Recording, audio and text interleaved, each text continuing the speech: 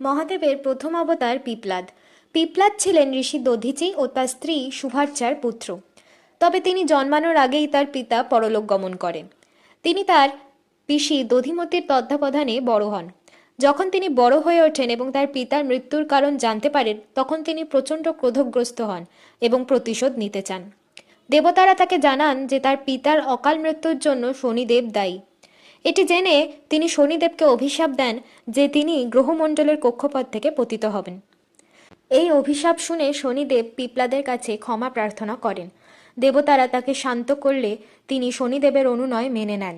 তবে একটি শর্ত রাখেন যে শনিদেব কখনোই 16 বছরের নিচে কারোর ওপর তার প্রভাব ফেলবেন না। এই কারণেই শনিদোষে আক্রান্ত ব্যক্তিরা শিবের পিপ্লাদ অবতারের প্রতি ভক্তি প্রদর্শন করেন। এটি তাদের শনি গ্রহের অবাঞ্ছিত প্রভাব থেকে রক্ষা করে। পরবর্তী পর্বে থাকছে শিবের দ্বিতীয় অবতারের কাহিনী। সেটি জানতে এই ভিডিওটিকে লাইক দিন এবং আমার চ্যানেলটিকে সাবস্ক্রাইব করুন। ধন্যবাদ।